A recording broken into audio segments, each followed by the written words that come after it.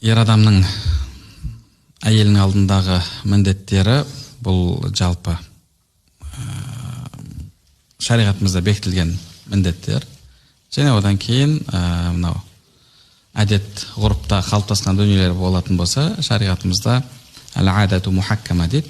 Яғни шариғатқа қайшы келмейтін әдет ғұрыпта негізге алынады. Сол бойынша, яғни егер бір дүниелер қалыптасқан болса, ол да одан талап етіледі. Енді ең бірінші міндеті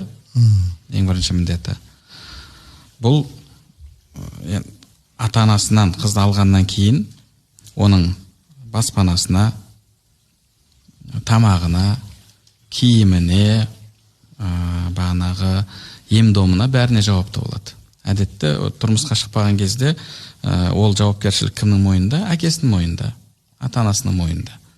Ал енді ол өзінің үй астынан алып кеткеннен кейін өзіне жар етіп, сол міндеттер кімге өтеді?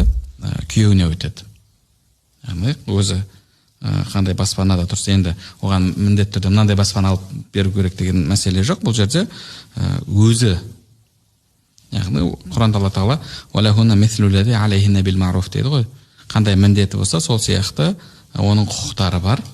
Және бір хадистерде «Ан таакула» немесе «Ан тутайма мимма таимта» немесе «мимма акалта» деген сияқты мағынада өзің жеген нәрседен жегізу дейді. Яғни оған бірге тұратын баспана үшін сен жауаптысың, оның киімінің бүтін болуына сен жауаптысың, оның тамағына сен жауаптысың, оның ем-домына сен жауаптысың. Және одан кейін Құранда Алла Тағала «Я юхаллазина аману қу анфусакум ва ахликум нара ва қудухан насу ал-хижара» Ва иман келтіргендер, өздеріңді және отбасыларыңды тозақ отынан сақтаңдар дейді. Тозақ отынан сақтау қалай болады? Сол тозаққа түспеу, тозаққа түспеуді, жәннатқа кіруді үйрету арқылы болады. Жәннатқа қалай кіреміз? Қалай, жәннатқа кіру жолдары, тозақтан ұзақ болу жолдары. Демек, бұл жерде оған рухани азық. Оның күнделікте ішуіне, жеуіне жауапты болған сияқты, оның рухани азығына да жауапты ертең Құдайдың алдында ол үшін сұралады. Яғни қысқаша айтқанда ер адамның міндеттері осы, және Құранда Алла Тағала айтқандай «Уаширухна бил маруф», яғни жақсы мәміледе болу. Жақсы мәміледе болу, әлгі пайғамбарымыз саллаллаху алейхи ва саллям айтқандай, сендердің жақсыларың отбасына жақсы болғандарың дейді.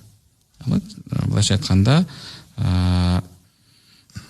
өзінің салы қызы ұзатылса, өзінің әпкесі ұзатылса, өзінің қарындасы ұзатылса, оларға ар жақта қандай мәміле болуын қалайды, сондай мәміле жасауы қажет.